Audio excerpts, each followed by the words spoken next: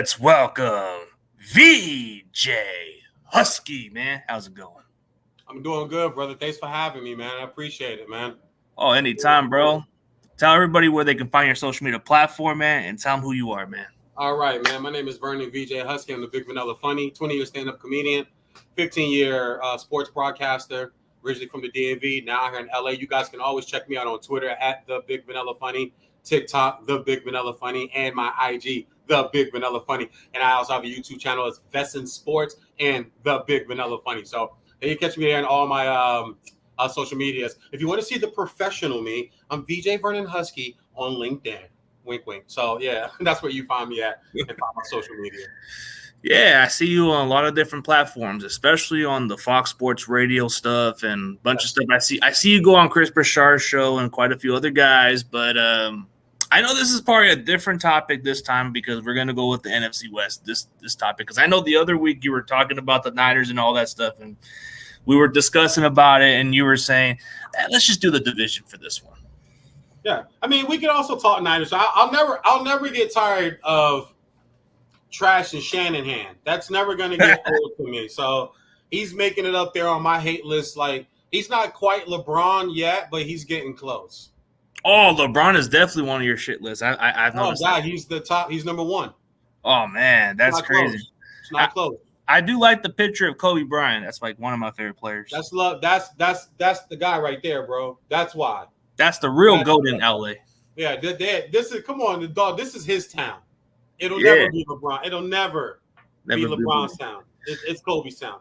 Yeah, it's Kobe's town. But you know what? Let's discuss about the very least team that we should expect. So let's go on the Arizona Cardinals outlook and expectations. So, I don't know. It's new head coach, different change of culture. They've lost a lot of some of their key players. So what do you expect from the Cardinals? You know what? Honestly, the Cardinals are kind of almost like an anomaly to me right now because I don't know what to expect from them. And that's a lot coming from me, a guy that prides himself on pretty much feeling like I know what at least 25 of the NFL teams are going to give you. The Cardinals are a coin flip to me. They could be really, really, really bad, like 2-15 bad. I don't think they're 1-16 bad because I do believe Kyler comes back at some point this year. I like some of their weapons, not all of them. Buda Baker is just a stud at the safety position. I love the linebacker they took out of Tulsa 2 years ago. Name is slipping my head right now. David Collins. Yes. That kid, I mean, was 6'4", 255, 6'3.5", 255, 250. Like, that's Dick Butkus style. That's Brian Urlacher size. You know what I'm saying? Like, that's big linebacker. I love the game that he brings to him. So it's going to really depend on how fast they're going to make a decision, whether we're just going to go all in on tanking for Caleb Williams, or we're gonna be competitive, we're gonna be professional, and we're gonna wait and see that we get KM back. And once we get KM back, then we'll see what's up and what we're gonna do. But to just automatically fold it all in and push all your chips in the tank right now, I couldn't respect that. Their first 7 games, I always like to look at the team's first 7 when I'm thinking about where their season can go. At Washington, Giants, Dallas, at the Rams, at Seattle, Ravens, at the Browns. That feels like 1-6. You know what I'm saying? It feels like 1-6. Maybe they could get at the Rams. Maybe they could grab that game because I'm not sure what the Rams are doing. And Cooper Kupp's got another setback. Running back position is K-Maker's the guy. There's a lot of questions out here in LA. So that's my prediction was 3-14, just because I think that's just the smart way to lean right now.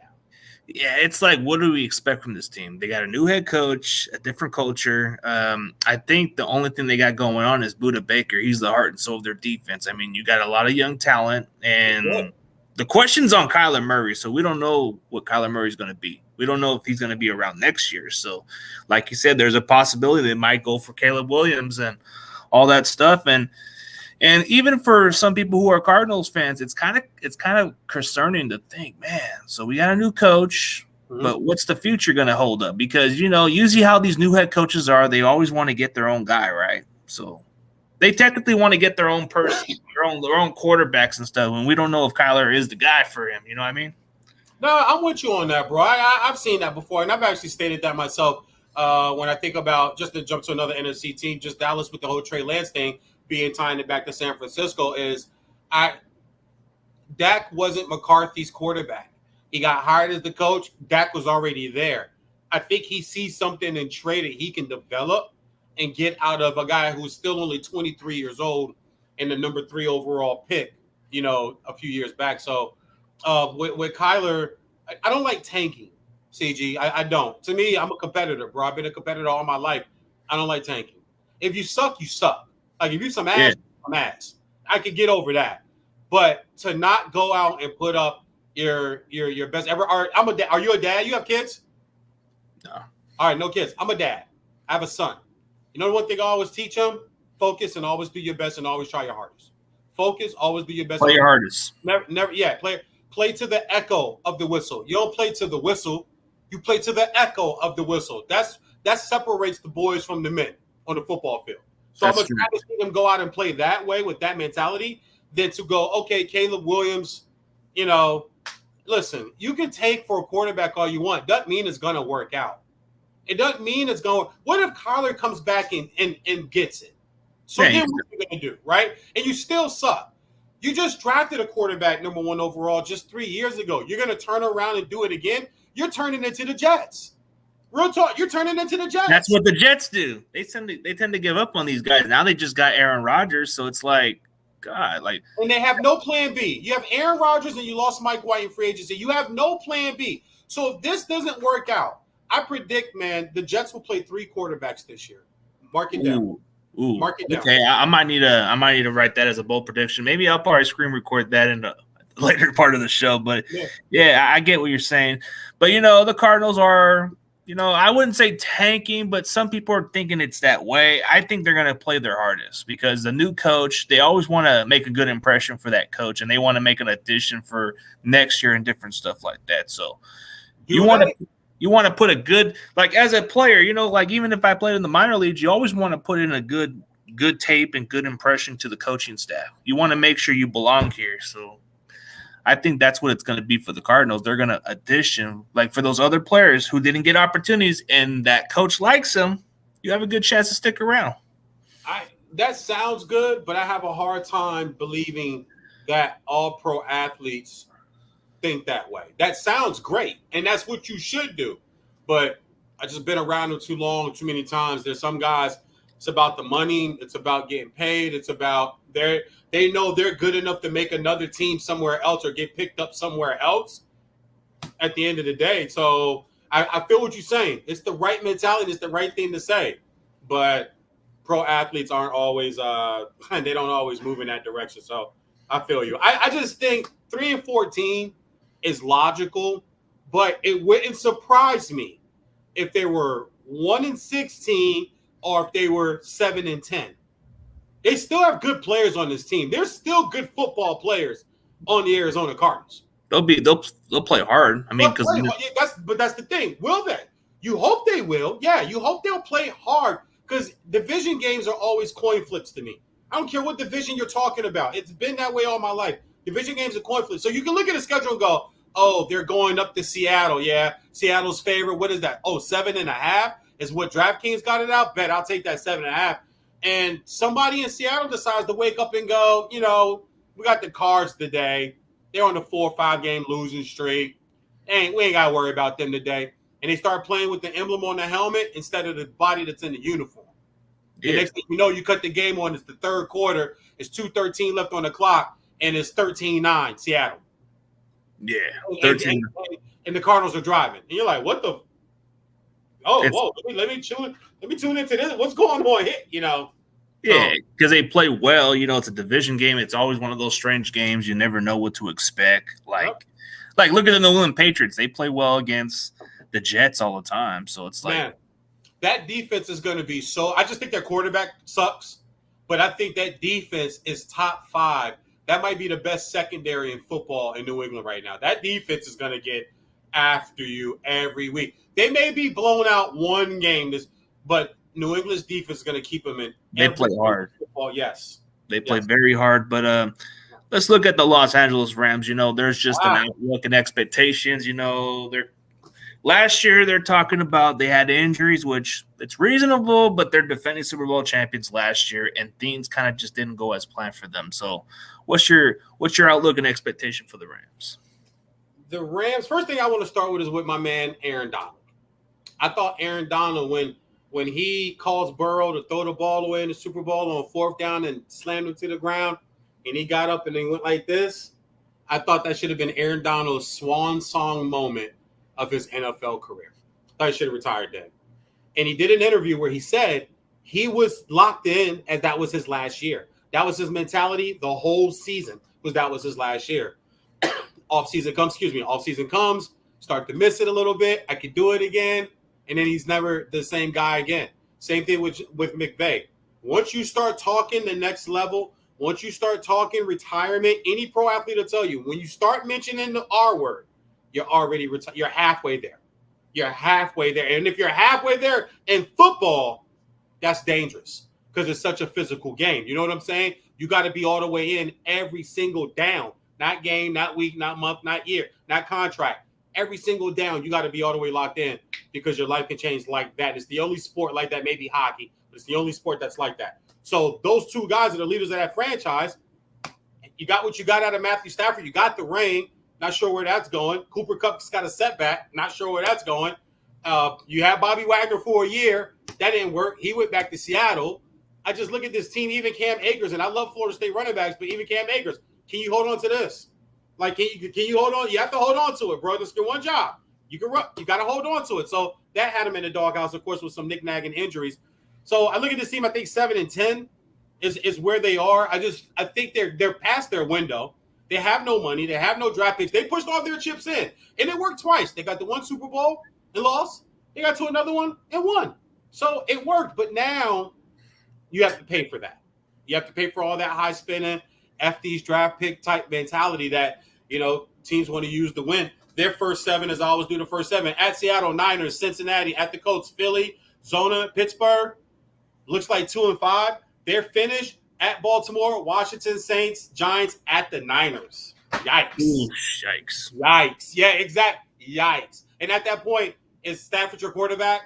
Has Aaron Donald's hamstring, quad, kind of, sat him for the rest of the year like last year? Remember, they just figured, okay, it's banged up. Let's just go ahead and shove him for the – are we now back-to-back years at the end of your career being that guy? Are you Von Miller now? Just saying. But, but it wouldn't surprise me if they were like 3-14. That would not shock me at all. NFC is better than people giving it credit for, CG. Yeah, I mean, the Rams are kind of paying the price for what they did, so they're going to go through some young players and a lot of that stuff. And what's kind of like catching my attention is I don't know if this is true, but Stafford's just not really connecting with the young players. So is that a little concerning, or you think his wife just putting it out there for no reason? All right, 2 things. All my lady fans, y'all know I love the ladies. That first of all, she spoke out of turn.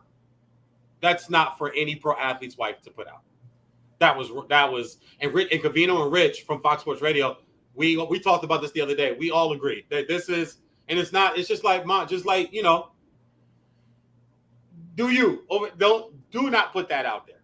You cannot put out, oh, my husband is making it, maybe hard to connect. How do you think the young guys in the locker room take that when they hear that? How do you think other veterans take that? How do you think a position coach that hears that takes that? Football is one of those. That's why I love football, CG, the way I do.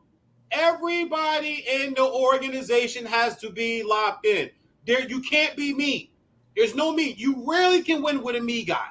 That's an important part of your franchise. Rarely happens. Me guys, they split locker rooms. They split things up. They leak stuff. And he's not a me guy, but his wife did a me thing. Let me say this. No. You should have kept that to yourself. So I think it is a deal. I think it is a big deal. We're about to kick off the season next Sunday. We got through all preseason with no major injury to a major player happening, to which we all pray for, right? When you watch, you hope some, like, Purdy doesn't get a free rusher, clean him out from the right side, right? You're praying because it's preseason. The regular season, hey, it happens, cool, but we just don't want to lose your preseason. You're the Rams. You didn't lose anybody. Everybody made it all the way, and then now this is what pops up. Our quarterback can't connect to the young. No, I thought that was bad. I don't think she should have said it. and I think it is something. I don't think it'll affect. I mean, I'm calling them 7-10. Vegas, I believe, has the over/under 6.5. Well, so by the looks of it, so you're kind of saying they're rebuilding, right? Yeah. Oh, absolutely. I see the question. No, reloading, please, man. That's what Florida State used to do in the 90s. They just reload. They're thinking they're like Seattle. They're thinking they're this year's Seattle team with the reloading stuff. I don't think so. No. Reloaded. Okay, so then not just be a defiant no. Someone would have to tell me. I'll give someone an opportunity to break it down for me. Maybe I missed it. So what are they reloading with? They're reloading on young talent. They're trying to clear up some cap space. They're trying to build off a young talent that they think they can make the most out of. Like, for example, Seattle drafted pretty well. They moved on from Russell Wilson. They brought in some other young talent, and they became competitive.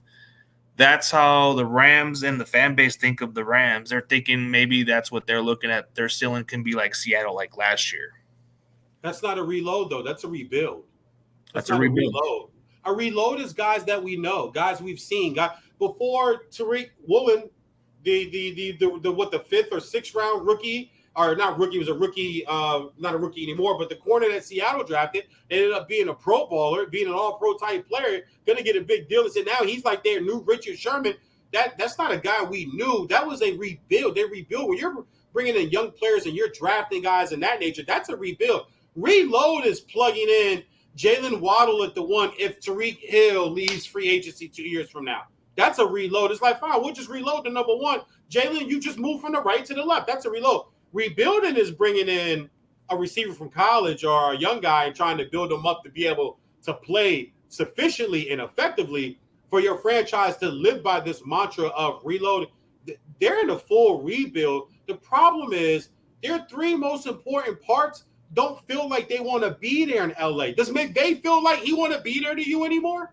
No, he wants to take a TV deal at some point. Does Aaron Donald look like he wants to be there to you anymore? Doesn't seem like it. And should Matthew Stafford probably call it a career, take his Hall of Fame? Because he's going to I don't care what you Detroit guys say. You guys are stupid as hell if you don't appreciate what the hell he did for your franchise.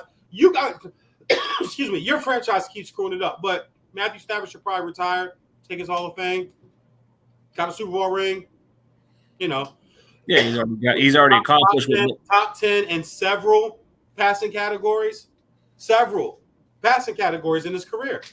Yeah, and he's already, like, before Detroit was winless, and he became a huge part of their winning culture in some ways. He was part of the struggle in the good and bad most of the time, but it was mostly bad in Detroit because Detroit doesn't have any good culture. It's like Barry Sanders I think he's one of the greatest running backs, but played on a really bad team like the Lions, and you can't expect a team to get better if they don't have any good front office and people who care about winning. Barry gets his show. He also opening weekend, next weekend, they finally are giving him his statue in front of Ford Field. That's going to be honored. Like, I think Barry Sanders, unpopular sports opinion, I think Barry Sanders is the best pure running back that God's green earth has ever saw.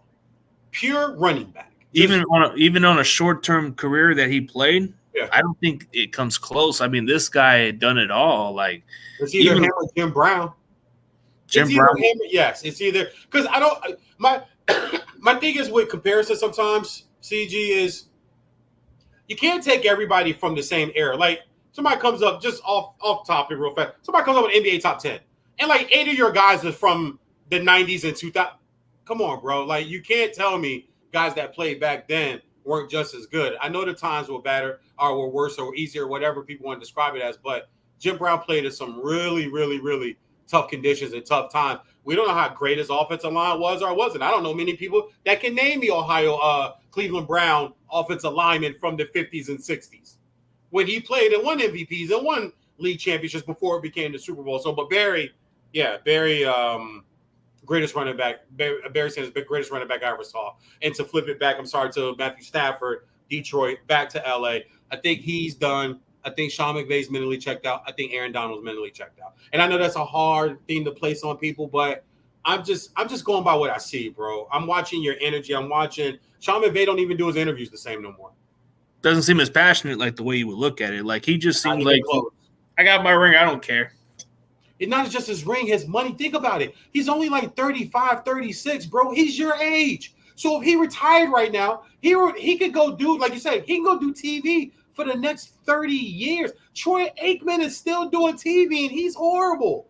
And he's getting paid an astronomical amount of money to do. When you think about, like, damn, Troy Aikman really has been on TV for 25 years. Forever, man. Like him and Joe Buck are always like the worst ones. Dude, I remember Troy Aikman's last game because of his concussion. I'm not old. I remember when it was like, oh, he'll be back next week. Then it became another week. Then it became another. It was like, oh, shit. It's like, Troy Aikman's going to retire? He's not retired because of concussions?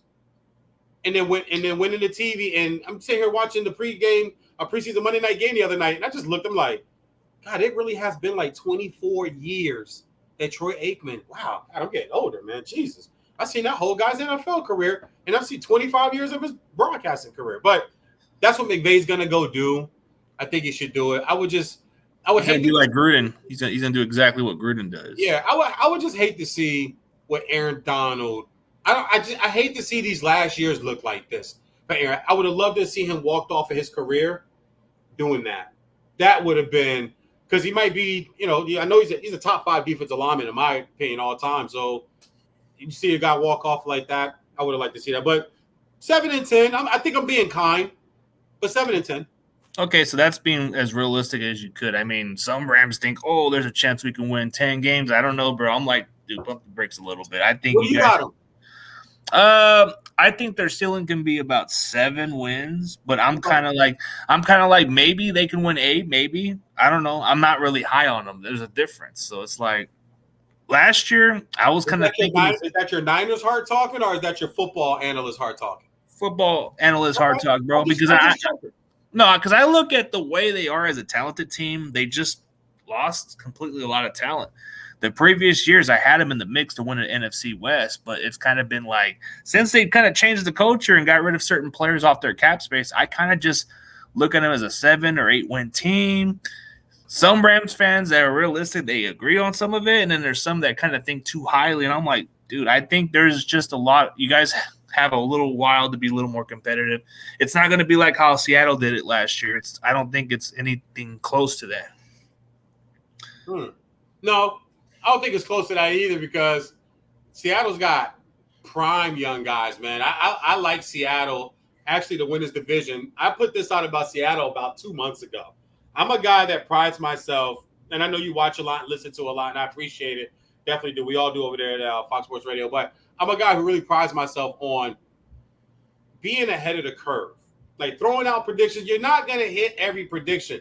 But what I don't like is people who sit and wait for everything to happen and then get on air, get on radio, or get on the internet, whatever, and talk as if they saw that coming, but you didn't say that before it happened. I got a beef with that. So I'm a guy that'll throw stuff out months in advance. And I think about it, and it's not just random stuff, but it's like, okay, excuse me, I want to take a shot at this. And back in like June, July, I said, you know what? I really feel Seattle. And I'm a notorious Pete Carroll hater, because I hated the way he left Reggie Bush holding all the evidence at SC. I didn't like that. He should have stood right next to that guy, and they both took their punishment. And then SC let him back in before they let Reggie back in. So that pissed me off. I was a big Reggie Bush guy. So I like Seattle to win the division. Pete Carroll, if he gets this team to a divisional playoff game, I'll lay off of him. Because that would be impressive. The man's in his 70s, CG. Yeah, he's up there, bro. Throwing passes. Did you see the video out there throwing passes? He's like, dude, like he just looks like ageless when it comes to like, dude, like the way he coaches, you would think he's still a little younger than what he was. That's because he loves this. He loves the game, and he loves. That's what it's all. He loves this, so it's not work to him. Yeah, it's kind of like simple to him. So it's like something that he's been accustomed to, something he's been accustomed since he was a DC in San Francisco and other jobs that he's done. But yeah, I'll be realistic about it. I think as far as Seattle, man, they could be the team to easily maybe win the division, because I feel like when they added some talent, that's serious business. I think their defense is going to be a little bit better. And I think as far as them adding that receiver from Ohio State, Jackson Najigma, whatever his name is. Njigba, yes. That's going to make their offense explosive, and that's going to be like pick your poison with them. And the only question mark is, can a running back stay healthy too? Because they do need a good running game out of it. Yep. And I think they're good. I'll tell you what I love about the running backs is Zach Charbonnet, that was at Michigan first and then transferred to UCLA. I actually called his high school games out here for a high school network when he was at Oaks Christian in Sherman and Westlake. He actually played with Kayvon Thibodeau. That's with the Giants now. That went to Oregon. They were on the same high school team together. So I've seen that kid since he was 16 years old. He's legit. Walker, the running back they drafted from Michigan State last year, he's legit. You're right. They both got to stay on the field. But if they do, that division is in trouble. They have two 1,000-yard receivers. I love the young tight end. And once again, Pete Carroll has drafted and formed this defense of these late round pick players, man. He's got an eye for talent and finding guys. That's rebuild. They're not reloading. They're rebuilding. They've already had their glory day. Think about it. They didn't make the playoffs last year, but they got close. They didn't make it, though, but they got close. I fully expect them to make it this year. I don't believe in the Niners. I don't believe in Brock. Shanahan screwed this up. Him and Lynch screwed this up from the jump. Seattle's going to be that team that sneaks in here. Their first 7, Rams, at Lions, Panthers. Can we agree? That's 3-0, right? Yeah. Rams, at Lions, Panthers, 3-0. At the Giants, cross country. If you look up the stat, West Coast teams that travel back east and have to play the 1 o'clock kickoff, which is 10 a.m., it just throws their body off. They're under 500. At the Bengals, loss, but Zona, Cleveland. That's a win. They have a 4-game stretch that does worry me. At one point in the season, it's Niners, Dallas, Niners, Philly. That's a gauntlet for them, yeah. Nice. That's why I think it's going to be I think it's going to be a toss-up between San Francisco and Seattle because it's going to be a toss-up. Like it really depends on it really depends on how Seattle capitalizes and all that stuff, and it really depends on how we feel about. I know you were throwing shots at poor Brock Purdy, which I kind of have a question on him too. I really want to see what happens from here on out because now that we're kind of want to question Kyle Shanahan's decision and all that stuff, and the outlook, the expectation, this Niners team, they've been contending, they've been in the NFC Championship for the last 2 seasons. Whether it was a banged up Jimmy G or a Brock Purdy, we've always found ways to get in somehow. But I feel like this is a question mark. I seen what you were saying weeks ago, and I definitely agree with what you're saying, dude. I feel like it's a question mark with Brock Purdy. It should be a question mark with Brock Purdy. There's a reason why every team in the NFL passed on him for a whole damn draft. There's a reason for that, ladies and gentlemen. Now, did he do a great job last year? Absolutely. Did he do what Kyle Shanahan asked him to do? Absolutely. Was he successful at doing what Kyle Shanahan asked him to do? Absolutely. Here's the caveat. 2 things. One, he's already been injured. That's number one. See, this thing about injury, we seem to only talk about it with certain quarterbacks, mainly black and brown quarterbacks, get the injury bug thrown at them all the time. But we don't question injury for Joe Burrow, who's already blown an ACL. No one mentions it. But we say it for Lamar, we say it for Jalen Hurts, we say it for Tua, and now we were saying it for Trey Lance. But no one's saying it about Brock Purdy. He's already had a UCL surgery, so he's already been hurt once. So he's probably going to get hurt again. You couldn't keep Jimmy G healthy. There's a system in San Francisco that's not working. I don't know if it's the trainers, I don't know if it's the medical staff, but why are you guys always hurt every other year? That's my question. Yeah, I went back and looked at that the other day. The Niners always, after your great years, you guys fall. And it's because, remember 2 years ago, Bosa out, Will Solomon out, the running back guy out, Wilson out. You guys were missing guys. Even last year, Debo out. They always have made Garoppolo out. He's always in and out, bro. Always. How, though? How? there's a part of sports a lot of people don't want to talk about when it comes to these athletes and the condition you keep your body in, the way you live, the water you drink. Something as simple as your water intake in the off season and stretching in the morning will affect whether you have that strained quad the first 2 weeks of training camp. But you need that time. You can't have a strained quad. We need you now. And then when you get into the season, you start to see these bodies fill. The reason why I'm not buying San Francisco, I say all of that soliloquy to tell you, I just think this is the year just some of that attrition start to break. Bosa hasn't been in camp. I don't care how big your arms are and how big your shoulders are and how great you look. You have to play football to play football. You have to be there. You have to hit. You got to run. You got to get your body going. You got to get you have to do these things. And you haven't been. It's like with Kansas City when Chris Jones finally shows up. He's not in game shape. He's not ready to play. I don't care what you were doing on the side. We thought Zeke was going to be ready to play when he came back from Cabo. He was never the same running back again. I think it'll do it getting his money, but he was never the same running back again. I think this happens with San Francisco this year. And Bosa led the league in sacks. So you don't have the sack leader in camp, and you're still working on trying to get this deal. So that's why I feel that way. I feel about San Francisco. And with Brock Purdy, it is a question for him to be questioned because now the last thing I'll say on him is when you're in the NFL and you get interjected into the season because a major player goes down, there's not a lot of tape on you, especially if you're a rookie last pick of the draft. Not unless they're going to scramble to try to find Iowa State tape. And I've watched them play at Iowa State. I watch a ton of college football. If that's the tape you're going to go off of, that's going to be hard. And you're dealing with an offensive-minded guy like Shanahan. So it's going to work for about 6 or 7 weeks. And you can fool people and you can do things.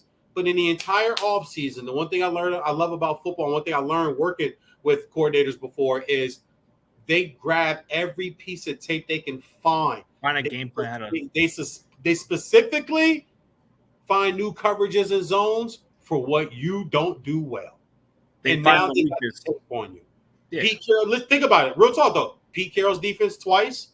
That Arizona defense that we both agree is going to be really good this year, twice. And then the Rams defense, if Aaron Donald, Big 9-9 is locked in, the other 10 are locked in twice. It's not going to be a cakewalk for Purdy this year. And then you're in the NFC. So you're still playing some other very good football teams that are going to lock into you. I believe they also play – they have Philly this year.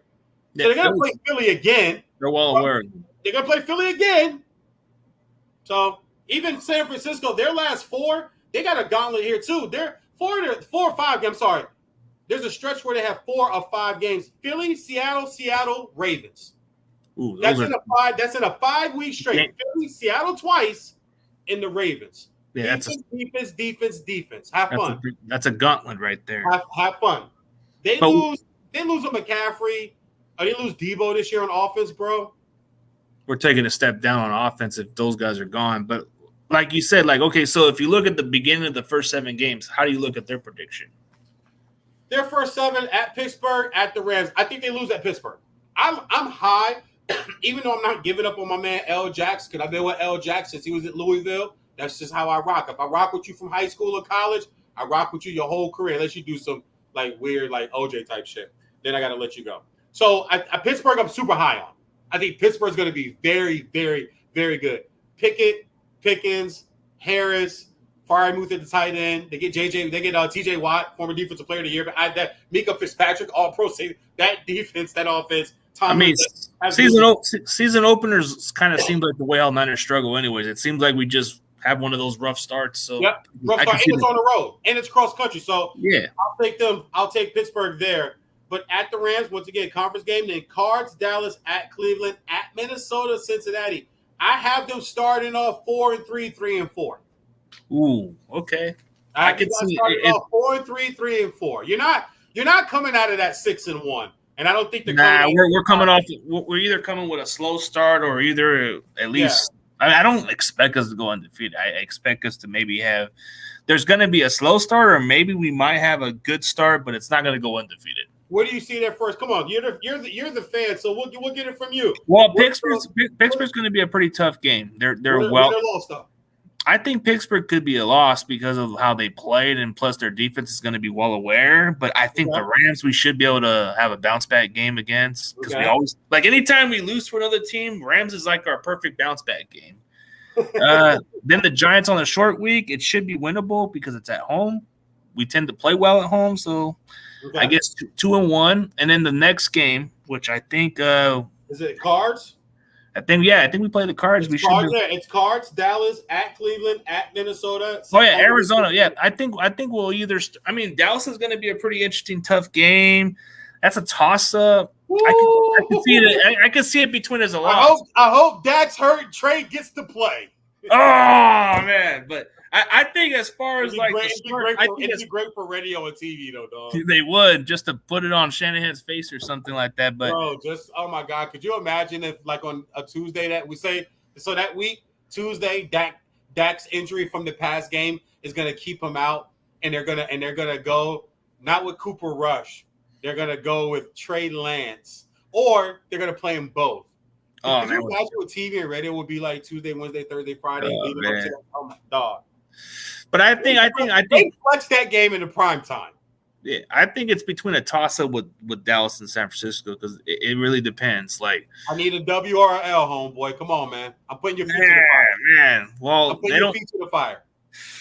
Well, I think we have to be able to beat them, so I think that's a winnable right there. It's very winnable. You got to start in 4-1. All right.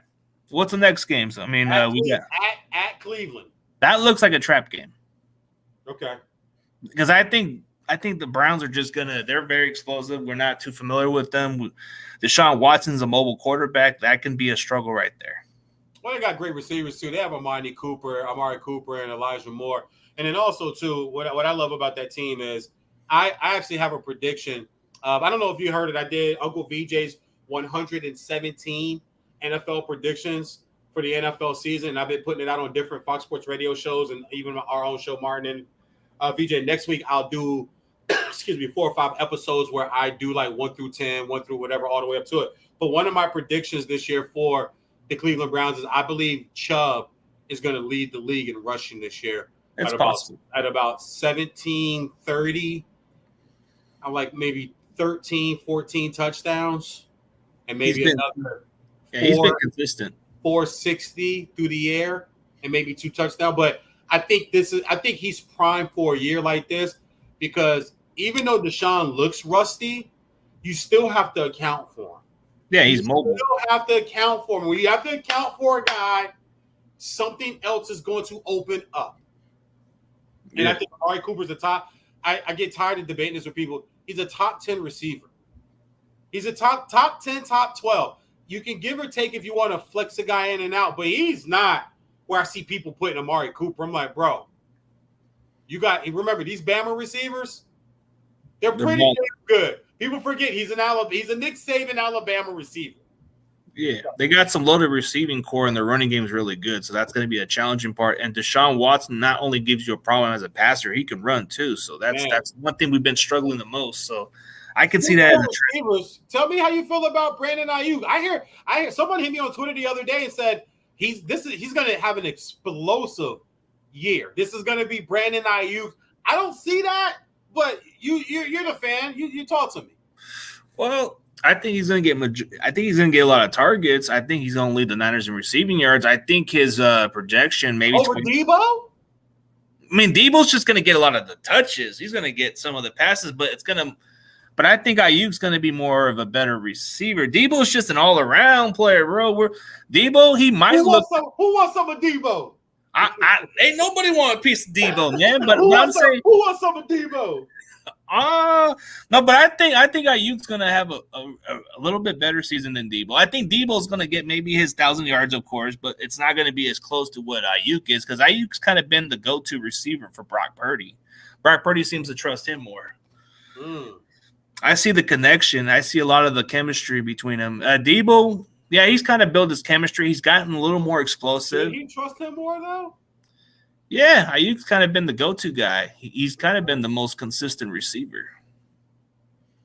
No, not trust him. Trust him more than he trusts Debo.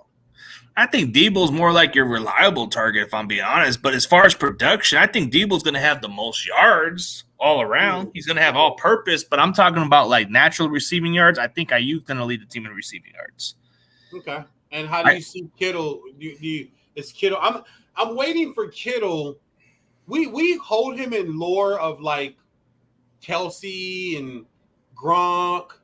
The Titans of the Antonio Gates, guys like that of the last, I say lifetime. To me, an era in football is 25, 30 years. You break it up in probably 30 quarters or 30s. But I'm waiting for a Kittle to give me that year where I go, yeah, he's one of those guys.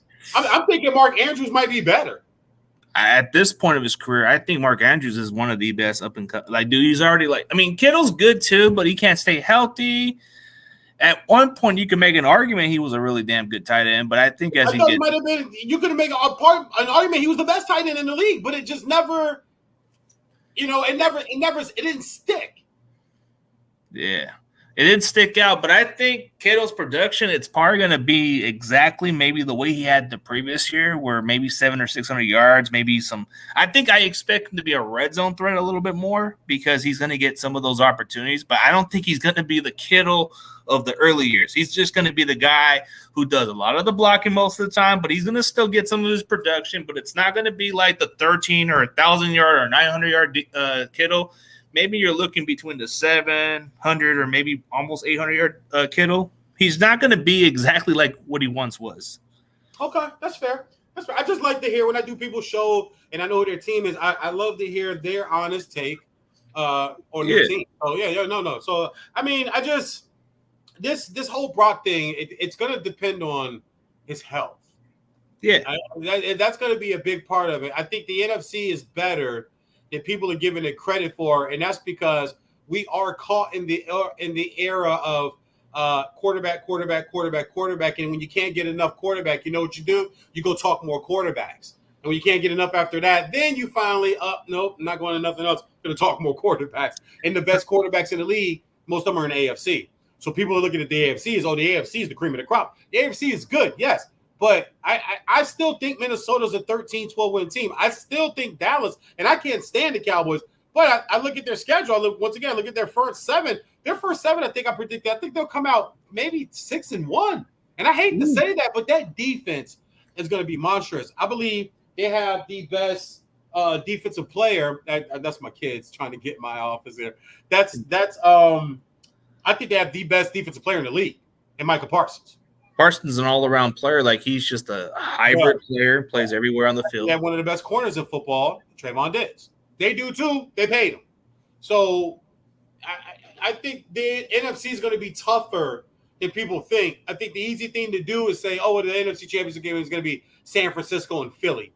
Going into last season, you didn't think it was going to be San Francisco and Philly. It's different every year, except for Kansas City right now, because Kansas City has the league's best quarterback. Like when Brady was the league's best quarterback, who was in the AFC Championship game almost every damn year? Tom Brady. So we're until something happens to Mahomes, no one's going to beat them in a divisional round. They're never going to play a wild card game. Their division's too easy, and they have the best quarterback in football. So, and they're always in the conference every year, and they're going to always either make a Super Bowl appearances. But Joe Burrow's been very consistent, so I can see. Well, he's 3-1 against him. Yeah, he's 3. And listen, if the push, like in my opinion, I wouldn't have thrown the flag. I would have thrown the flag because you have to. I get tired of hearing sometimes in football, if it's a call in the first quarter, it's this. No, the French toast is not the same in the fourth quarter. Stop saying that. That's not. We know better than that. But the fact that Mahomes flopped and flew and flung himself all the way over into the 15th row of the stands, that's what in my opinion, drew the flag. And then I hated the fact that it was a flag on the pole. Did the corner pull him? Yeah. I wish he didn't, though, because I hated that the Super Bowl ended that way, too. I banged on Kansas City all last year because I just didn't see what everybody else saw. And I had plenty of proof. I had plenty of notes. To prove what I was saying on air. But the fact that they won the Super Bowl, I had to eat a lot of crow. And I had to, kind of own up because I owns up. I don't run and hide. I don't double down on bad opinions. I was like, all right, y'all got it. They got the Super Bowl ring. They got it. But you guys know that shit was fugazi. You guys know, but All right, coming up with the excuses, I guess. But the thing is like this. Why can't they go back to back yet? Not back to back win. They haven't been to back to back Super Bowls. Yeah, they haven't. They've been to back to back, but lost. They've been beaten twice in Arrowhead in the AFC Championship game. They've been beaten twice, and Cincinnati should have done it again. The Bills should have beat them in a divisional game. So I look at that KC team and I go, yeah. But I watched quarterback on Netflix, and I'm not a fan, but it did give me a upper echelon respect factor for what Mahomes does as an athlete to prepare himself to play. Yeah, and he has that mindset, that winner mentality. Like he does not want to be off the field. He has that passion. I give him that. Yep. Yeah, but I'm not a fan. I mean, he kind of gives you Mahomes just gives you that Dan Marino today's era. Like before there was a Mahomes and those other guys, you had a Dan Marino who was a say it again, brother. You heard Dan Marino was the original type of quarterback you've seen before. The excitement throws, the toughness, the mentality, bro. Whether you're not a Dolphins fan or not, Dan Marino was one of the best quarterbacks. And I said on there, bro. I mean, where do you have him? If you could just throw it, if you just as quick as you can, you're a smart guy. I know you can do it. I mean, I'm not gonna just. I'm gonna be very objective, but I'm gonna be very realistic. I think Dan Marino was one of the best quarterbacks of all time. And if you were to take away the accomplishment that he didn't get was a Super Bowl, yeah, you can make an argument about it. But when he put numbers on, bro, he was consistent. He was a leader. He was well respected. And I might get some flack for this, but I think he's one of the best quarterbacks of all time. No, you're right. I have a number in my head. I have a number where I have him. To me, come on in, baby. 1984 season, he put one of the best statistics, which is the standard. That's the standard that most quarterbacks do in today's NFL because Marino set the standard in 1984. Yeah, of course. Where he's throwing for 40, throwing for 5. No, he cool. Yeah, he come in. He's fine. Come on. That's what I told you. But a lot of these quarterbacks play exactly that. They're trying to play up to that standard. So that's where the Marino standard comes, man. Sorry, man. My daughter. I told you I'd be on my daddy thing, man. It's all good, man. I only get a certain amount of time to myself before they want to be part of something. And then there's my son. It's all good, man. It's all good. No, I have him. I always tell people all the time, he's top 5 all time. He's top 5 all time. And the reason why I say top 5 all time is because I do respect 10 Super Bowl appearances. I have to respect 4 Super Bowl rings, 5. So I have to respect that much. So I do have a Brady, Montana, and I had Peyton in front of him too because Peyton's got 2. He's got 2. But that's me paying respect and homage. So because you do have to have some championship. You just do.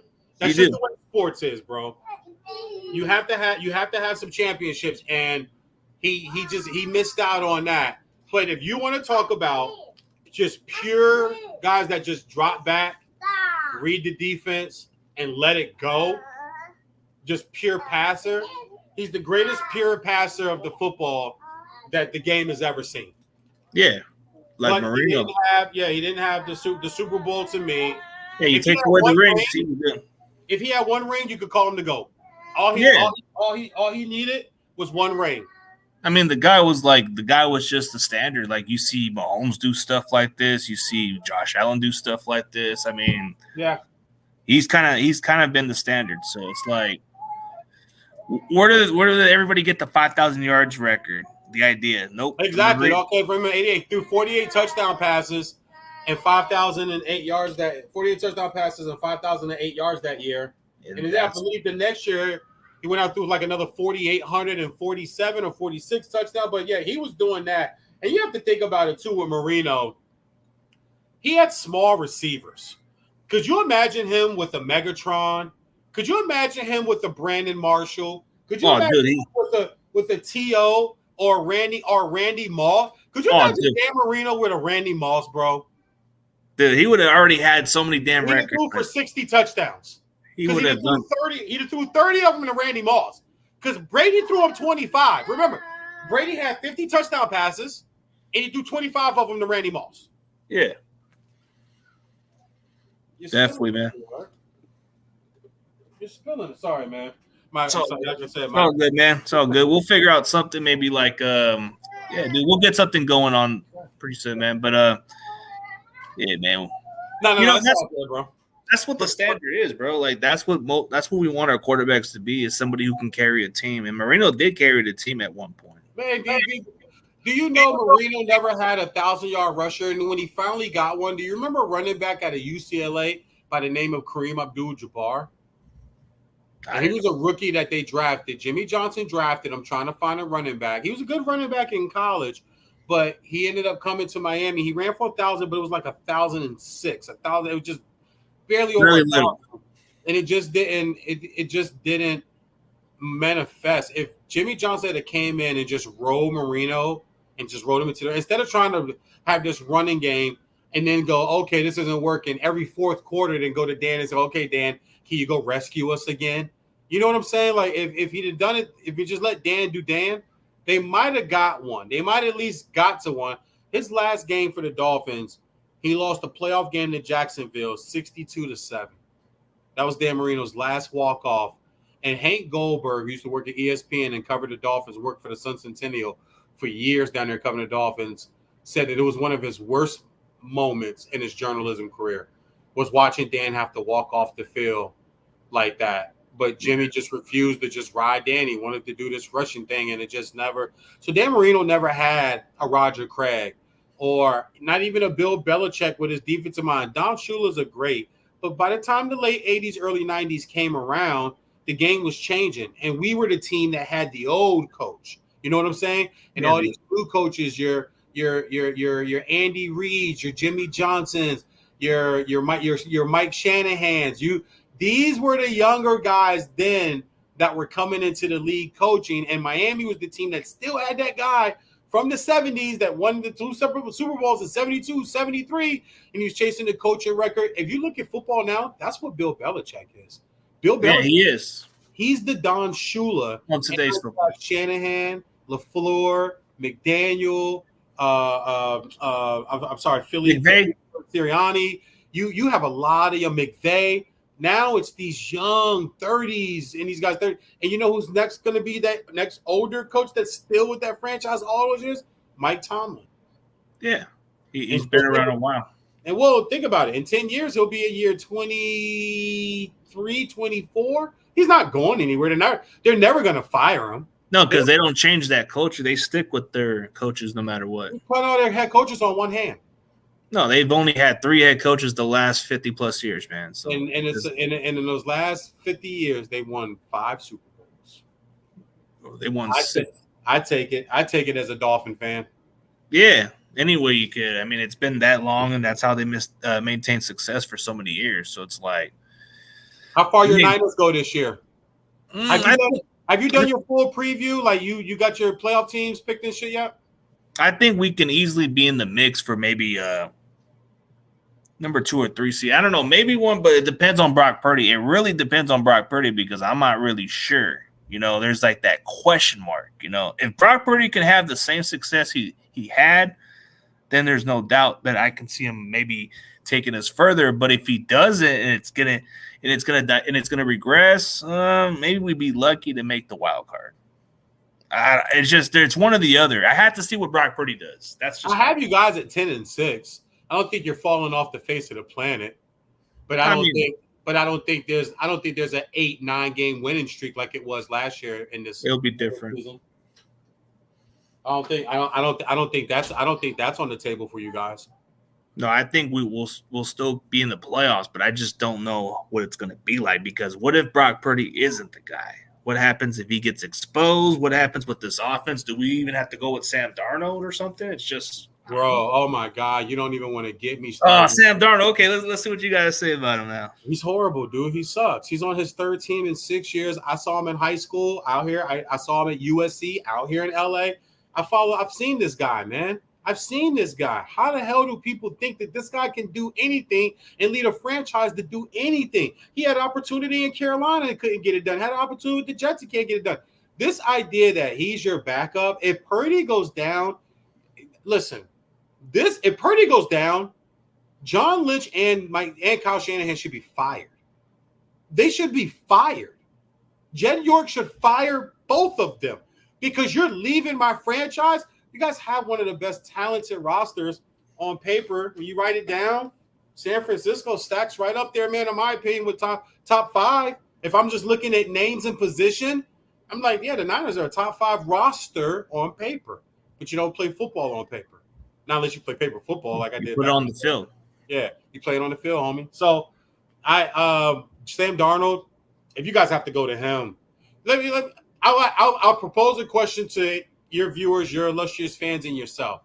Somebody tell me the Sam Darnold play you remember, where you went, man, love me some Sam Darnold. Look at that throw. Look at that read. Look at that throw. Give me 2. I can't even think of one. Exactly.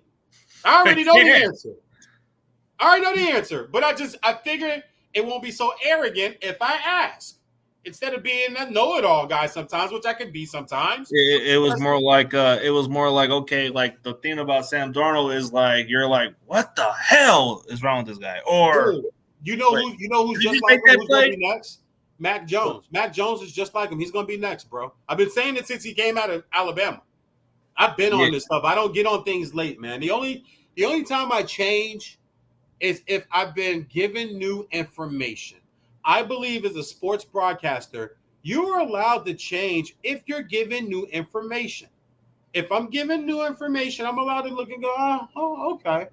I was wrong about that. You got to admit you're wrong, and then you can't just come out one day and be a fan. You got to explain yourself. That's that's just my little You got to explain yourself. So yeah, I am critical on Brock Purdy because it really depends on how he plays, and it depends on how healthy he gets. And if that's the case, we'll find out. But the question is Nick Bosa going to be on time? That's the question because the contracts are kicking in, but we don't know. All the reports are they're trying to get a deal done in the next 10 days. And that was 2 days ago when I saw that. So I'm not sure where it lands now. I don't have any connections to agents and stuff. I don't pride myself on sources. I think that word actually has helped, kill this business because now you can just get on TV and radio and just say I have sources. And if you're wrong, you really don't have to answer to it. And we never really know who your sources are. So I don't have any sources. I have people that I trust and people that will talk to me and give me information. But I've heard nothing about whether this deal's going to get done or not get done. I think it gets done because you want him on the field. But my thing is, what Bosa are you getting? He's already been hurt twice. Yeah, I think that's where this snag on this deal is coming from, where it's like, dude, you've already been hurt twice. And 1 year you missed, I wanted like 13 games, was it, or something? The year him and Solomon were out together. They were out for like 12, 13 weeks. That's a lot of time to be. But he showed last year, get on the field, lead the league, 18 and a half sacks. Hold that, Mr. VeeJay. Okay, all right, Mr. Bosa. Do it again. Do it in a year that your team, they need it so bad this year. You guys need everybody to be healthy and be on the field because if this turns into, let's just hypothetically speak, this turns into a 7-10 season. CG. That's a disappointment, man. CG. Your franchise is now set back 5 years. Yeah. I'm a Dolphin fan. I know. There's got to be a change of the culture if it comes down to that direction because, we have the talent in it. That would be a disappointment. But this is a playoff team. This is a Super Bowl contending team. This is an NFC championship team. I'll say that, and I'm not big on them, but I'll give them that because that's where they were last year. But I'll give you the hypothetical of hypotheticals. They go 6-11. It falls apart. McCaffrey misses time. It falls apart. They fire Lynch. They fire Shanahan. Harbaugh, with all this shit going on at Michigan, suspension, all that, goes and wins the national championship for Michigan this year. Walks away. Comes back to San Francisco. And builds the culture the way it's supposed to be. To finish the job. I wish that happens. We'll see. That would be kind of interesting to see Harbaugh come back, man. I think Michigan wins the national championship this year, and I think Harbaugh's done. He just wants to win Michigan. Yeah. Big Vanilla, Tommy, the Pro Bowl that you ever seen play for the Jets or Carolina. I think they had, what is it? DJ Moore was a Pro Bowl and Christian McCaffrey. Well, I mean, last year I thought Sauce I Suck Gardner grabbed his way to a Pro Bowl bid. So I think he was in the Pro Bowl. Garrett Wilson was in the Pro Bowl. Carolina, last Pro Bowler they had would be Christian McCaffrey. And then before that, it would be my man Cam and Luke Kuechly, how you pronounce his last name. He was a Pro Bowl linebacker. Teddy Ginn was a Pro Bowl return man for Carolina. So I'm not sure why he asked the – I think he's referring to the quarterbacks because of what Sam Darnold played in. Oh, QB only. Okay. What's up, Steve-O? That's what so last Jets Pro Bowl. Okay, let me try going. Last Jets quarterback pro, Chad Pennington? Look that up, Steve-O, and put it up there and tell us, bro. Did I get that one? I think Chad snuck his way to a Pro Bowl, but if it's not Chad, it's Vinny Testaverde. Shit, it goes back to Vinny. It goes back to Vinny and the Jets. That was a good team, man. Him, Keyshawn. Curtis Martin is one of the most unsung running backs in the history of this game. Yeah, Curtis Martin. Oh, bro. Curtis Martin? You talk about a guy who just got great comparison. If somebody goes, hey, VeeJay, explain Curtis to me in baseball terms, I'd say Derek Jeter. Ooh, good one right there. He's Derek Jeter. Yeah. Good looking, no scandal. But showed up every single day and said but had a big personality, but said very little. And you knew he was there. You knew he was there. If he wasn't, you were in. It's like what the fruit cup is happening? Why is Curtis Martin out? Why is Derek Jeter not in the lineup? Why is Derek Jeter not leading up? It was that type man, Curtis Martin. I'm sorry that because I hate the bum ass Jets, but I'm respectable with great talent. I hate the bum ass Jets, but I'm respectable. Was it Brett Favre? Good Lord. Hold up, but Brett Favre. Hold up, is it Brett Favre? I'll look it up. That's good. He actually had the most interceptions. Remember, they started 6-2, and then Brett got hurt here in his elbow. He wasn't good the last half of the season, so I don't know how the hell he would have got to a Pro Bowl off the second half. Maybe popular votes. Yeah, oh man, I would think it's Vinny Testaverde. I'm about to say I'm thinking Vinny and the Jets. Yeah. That version of Vinny Testaverde. That's something else cool about football. I've always enjoyed. The older I get, there's been guys in my career I watched flame out early and then get a rebirth or have a big injury and then get a rebirth in their career later. Randall Cunningham is another guy that comes to mind. And I met him once at a preseason game in Indianapolis when my mother was stationed there, Fort Bend Harrison in the Army.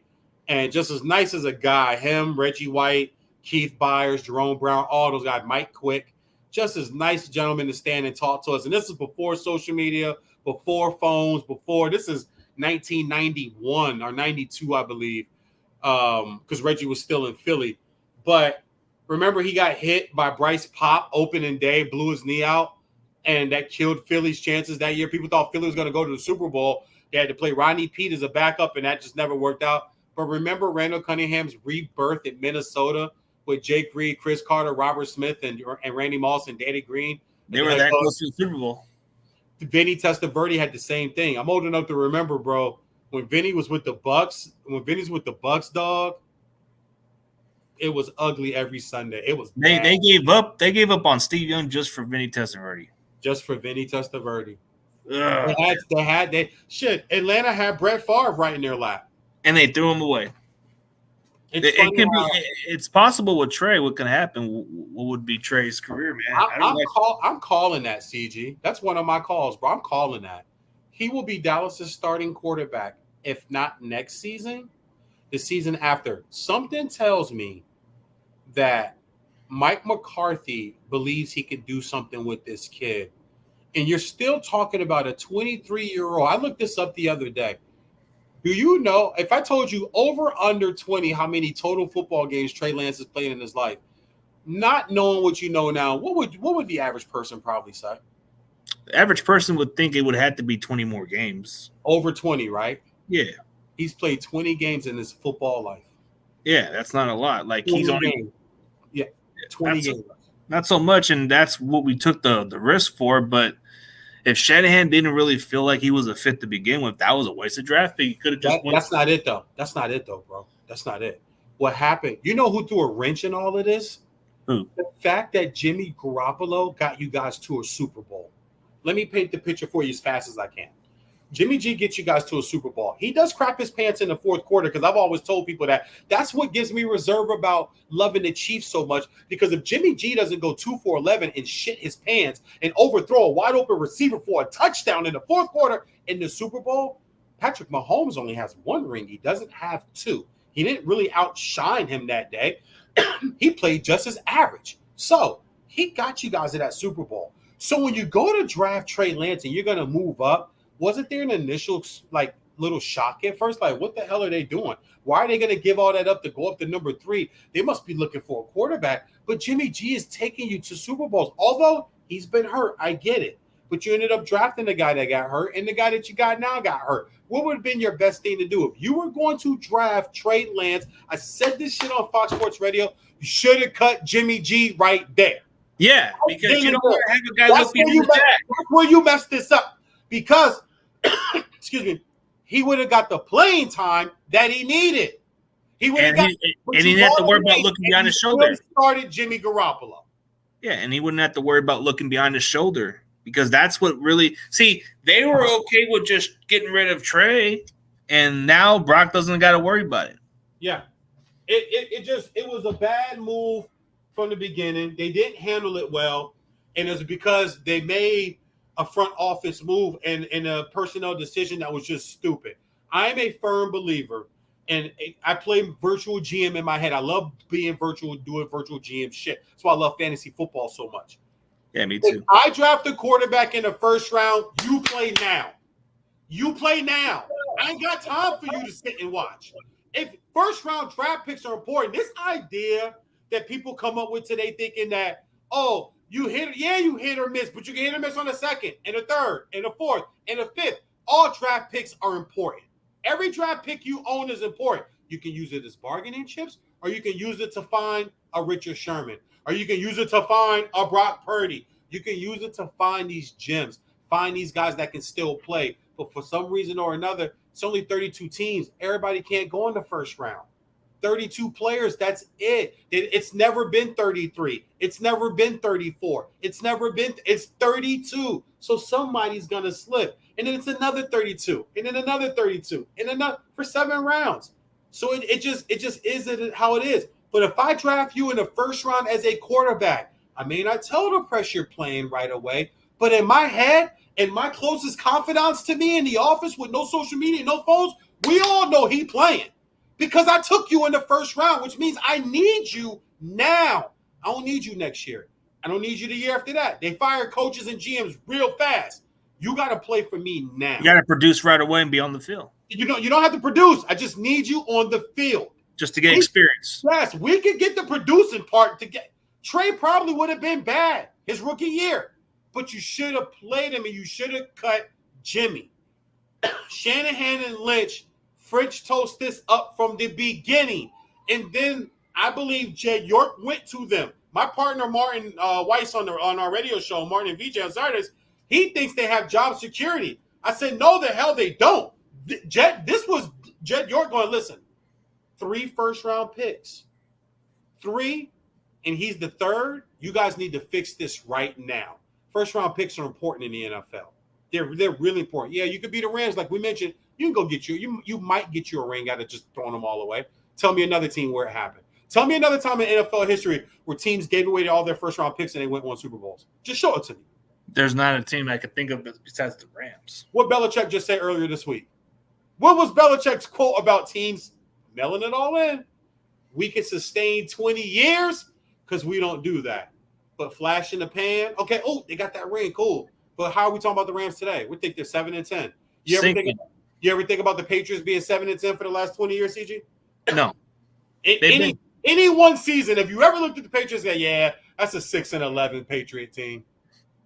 No, it's always been a 10-win team or higher because Belichick's always kept the team competitive. You don't see that happening with the Green Bay Packers until last year. They were competitive. They didn't go big. Pittsburgh's always been that way too, but you see how they build the culture. Baltimore's kind of in between. They do. No, Baltimore's the same thing. That's why they didn't give not Deshaun, excuse me. That's why they didn't give L. Jackson's money right away. And listen, I thought he should have got paid. Excuse me. And I'm glad that he did get paid. But when this all started, even with Baltimore, CG, I went on air and said, bro, this is Baltimore's business. This is how they do it. They're just not going to cut you. Look how desperate the Chargers were to cut that contract to Herbert. Look how desperate Cincinnati was to quickly, soon as the day they were eligible for their max extension. Give him the contract. Yeah, there. Suck up a quarter of the payroll. Yeah. Suck up 27. You can Google this stuff. Suck up 27% of the payroll. Okay. You better win fast. If you don't, the Chargers, you give Herbert all that money. You have old injured receivers. You have a disgruntled, underpaid running back. You have a coach that most people thought was going to get fired last year. That's why Sean Payton's ass is in Denver, because Sean Payton was sitting on Colin's couch all comfortable last year, grinning from ear to ear because the quiet noise around was he was in coaching waiting for the Chargers because the Chargers were going to fire Staley. And the owner said, no, we're not giving up on our guy that early. We just hired the guy. We believe in him. This is where we're going. And Sean Payton looked around and was like, oh, snap. What? He wasn't even Denver's first choice. Remember, they wanted DeMarco Ryans. They wanted Ryan to coach from San Francisco. Your Niners that now coaches the Texans. They wanted DeMeco Ryans. They didn't want him. So he was their leftover pick. But the Chargers threw all that money at Herbert. You have a lot of question marks. Derwin James has been hurt. The other Bosa brothers been hurt. Hey, I'm just saying. But, yeah, let's give 27.8% of the payroll to one guy. With older receivers, a disgruntled running back, you still can't beat Mahomes. You know what I'm saying? Like, you still aren't winning the division. $280 million for second place? Yeah, for what? What are you going to be? I mean, he's getting paid to be the franchise, but Chargers are always been known to choke these big games every now and then. So it's like you can go all the way back to, I believe it was North Turner 14-2 team. Oh no, Martin Schottenheimer was 14. At the Patriots at home. No, it was Martin Schottenheimer. Was it? Oh, you're right. I'm sorry, Schottenheimer. Marty Schottenheimer, yeah, dude. Hey, we can go on with this for sure, but hey, man, I know you probably got stuff to do, my guy, but hey, we'll definitely link up. I appreciate you, brother. This was a lot of fun, man. I'm glad I could come on. Oh yeah, I like your personality, bro. I like what you do, and even though there's some people that criticize your work, bro, hey, you got in the business. Who gives a shit, man? You got personality. Real quick, if I can on that, because I don't run, bro. I fire back at people. You want to come at me, but I always believe class and positivity and love is always going to win. So I get people talking about me. I get people talking about I dye my beard and I'm all time. I get everything. How'd I get on Fox? How'd I get on this? The one thing I always say to those people is, number one, be original. If you're going to talk shit, at least be original. Clown and all that stuff. Mid, he's so mid, or casual. Dude, I'm far from like all that shit is the stuff people say, so they say it to me. And as you can see my face right now, it makes me laugh. It's like, you guys aren't even original. But also, too, at the end of the day, I got this far because I'm passionate. I believe in what I want to do. And when a gentleman like you wants to do work and wants to collab, I don't try to think I'm above you or above up here because I'm on a big network, yada, yada. I always believe in giving back and just coming on everybody's show and talking my shit because that's how you get back. That's how this business grows. It don't grow by you sitting on a pedestal by yourself looking down on everybody. I don't rock like that, bro. I wasn't raised like that. So anytime you wanted me on, anytime you want to talk sports, if I could just break away from my kids and do my thing, I'm always willing to sit down and talk. So let's set it up, every other week or maybe once. But during football season, just you got my cell number, man. Hit me up now. Dude. Maybe we'll do something. The game the other night. Yeah, let's do it. Let's talk some shit. Hey, we'll do maybe a pick'em show. Dude, I do all of that. I have a betting business I'm starting called Huskey Bet. So I do picks. If you go on my Twitter, I put up. I think I picked like 25 college games this weekend, bro. I put all my picks out. I put everything out. I don't do anything in secrecy, and I don't believe in coming back days later saying you call. If I don't see it, or if you ain't no clip or no video or no audio or you saying that shit, get that out of here. I don't. Yeah, get that out of here. I ain't here. Yeah, we'll figure out something. But for everybody else, man, thank you guys for tuning in. Hey, this was an entertaining. This was a realistic talk, man. This is the guy, man. Before we go, man, tell everybody where they can find your social media platform and tell them who you are, man. Very simple. Any social media you guys go to, all you guys got to do is type in The Big Vanilla Funny, and all of this right here, all of this will pop up for you. Any social media. That's my Twitter. That's my IG. I don't do Facebook because it's too negative. There's too many watchers trying to put bad voodoo on your shit for you to fail in life. So I closed my Facebook. I'll never go back to Facebook.